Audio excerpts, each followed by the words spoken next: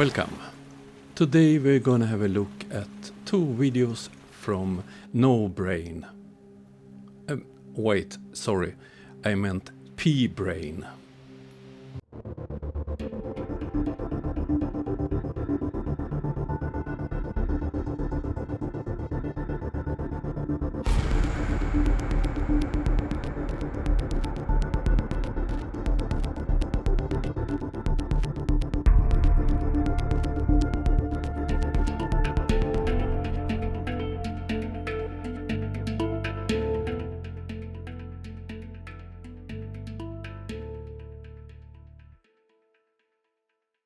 It was a while since I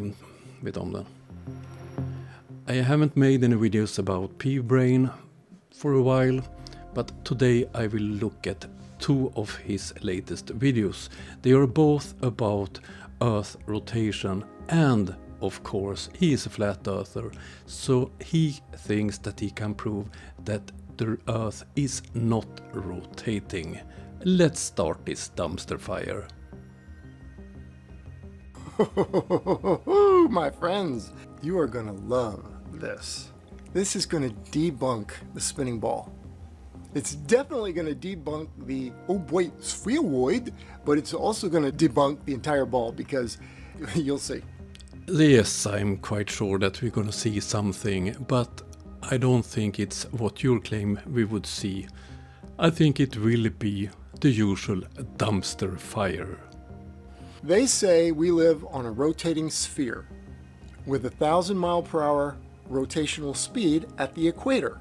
And as you go up 10 degrees from the equator, let's say up toward the North Pole, it drops to 900 miles per hour. And you go up another 10 and it's 800 miles per hour. And another 10, it's 700, so forth, all the way up to the North Pole where it's essentially not even moving, right? And so they say there's a 14-mile high bulge. That's twice the height of a commercial airliner. The difference between the equator and the polar region is 43 kilometers. If we compare it with this globe, if this globe was 1 meter, the difference would be 3 millimeters.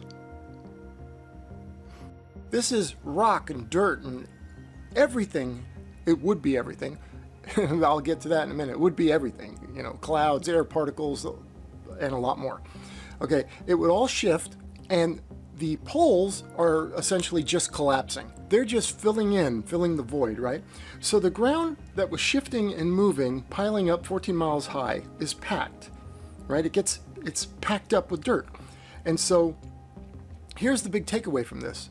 The fact that the ground has stopped moving, yet the rotation is still going. So the ground has filled in as it's all moved toward the equator, and it reaches a point and it stops. It's packed up, it's filled in all the voids, right? It's filled in, and this is where they'll say, well, that's why we're in equilibrium, p-brane. Well, no, because nothing has changed for us.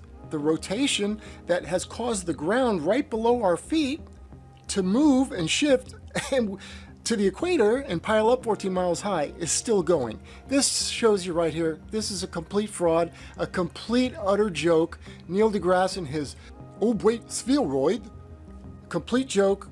The rotation is said to be sustaining and holding this in place because, to their own admission, they say when the Earth rotated faster, the bulge was bigger. Now that it's slowed down a little, the bulge receded. It's a little smaller. They're shooting themselves in the foot with this one. I love it. The only one that are shooting themselves in the foot is p-brane. If you look at the Earth, the difference between the equator and the polar regions are very, very small. But p-brane or no-brane don't understand the scale. He don't understand how big the world is.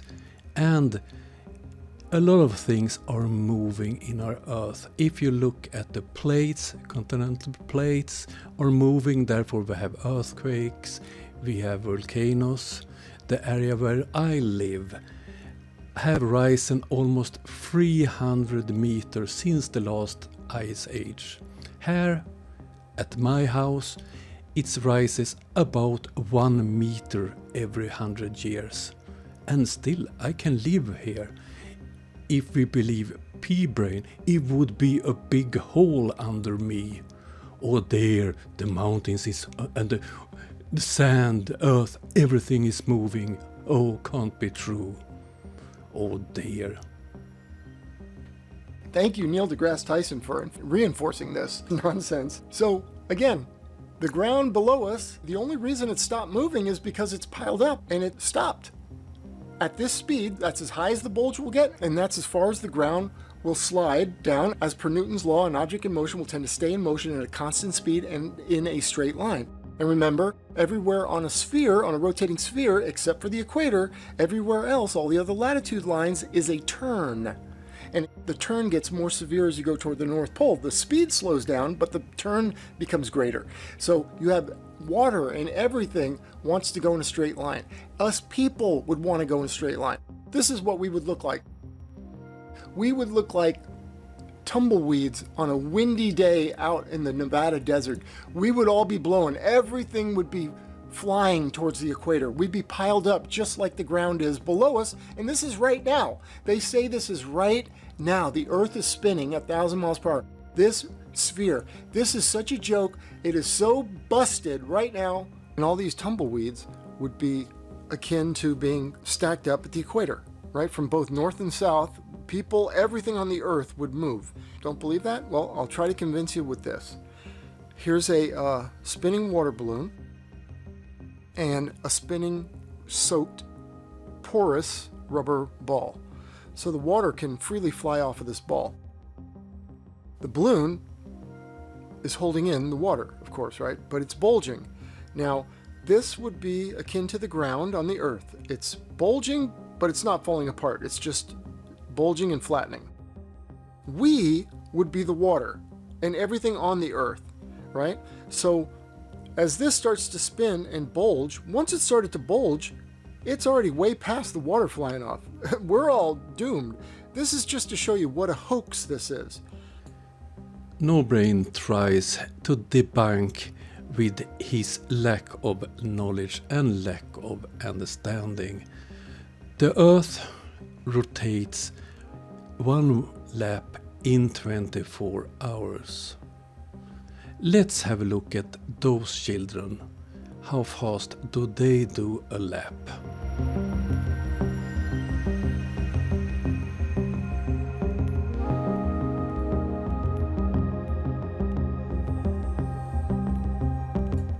The children did do a lap in 1 second, 0.72.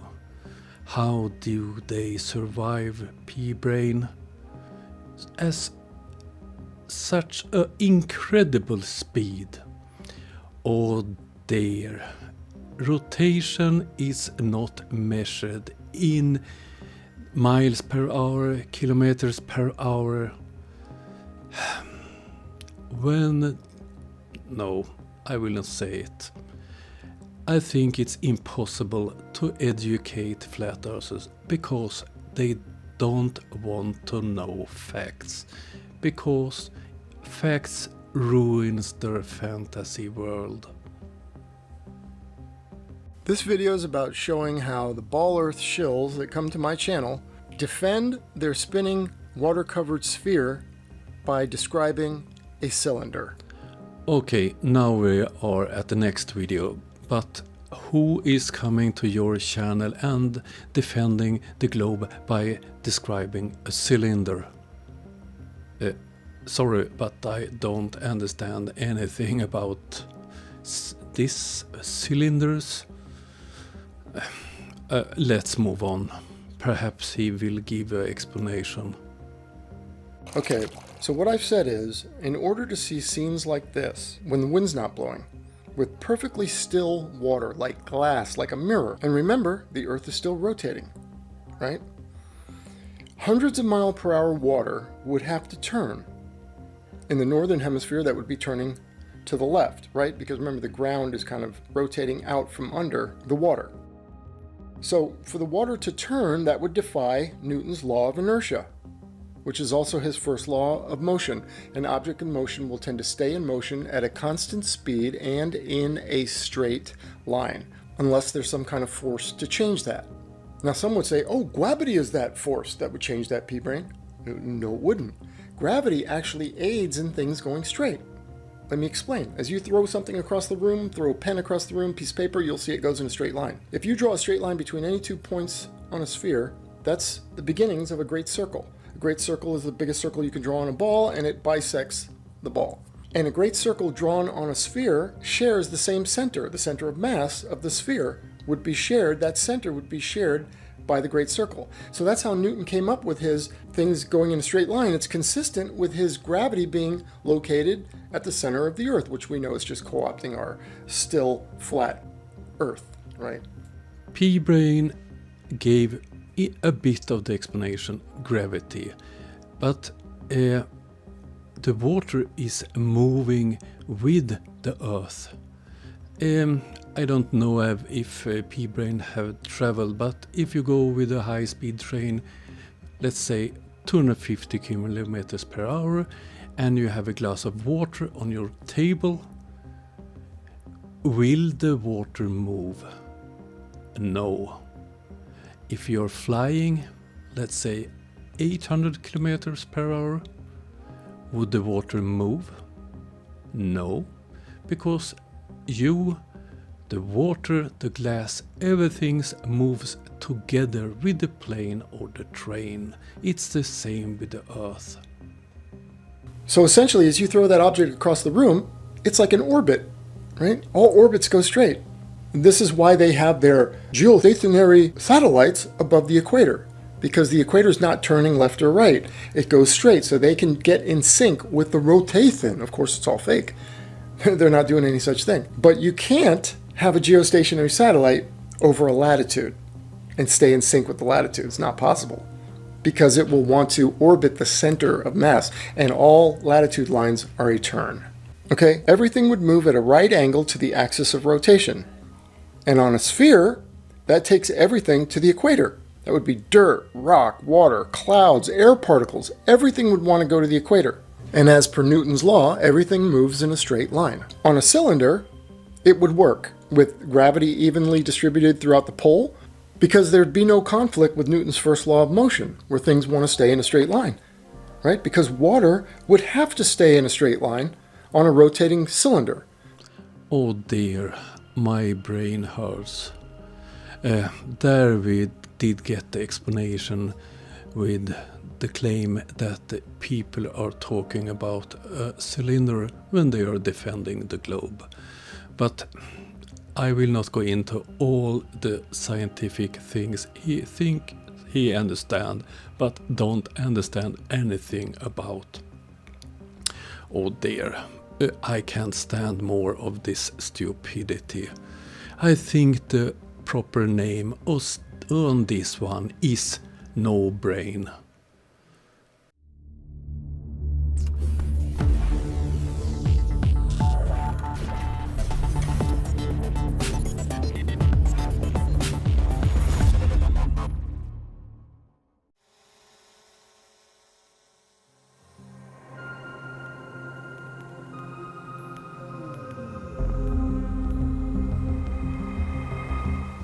This morning I did get a phone call from Ukraine. They were thanking me for the drones I sent last week, and it's 2 new drones on its way. I'm so happy that they have. That was all I had for you this time. I will be soon back, and I will try to go live sometimes. I don't know when, but suddenly I'm there live. See you soon. Have a nice day. Bye.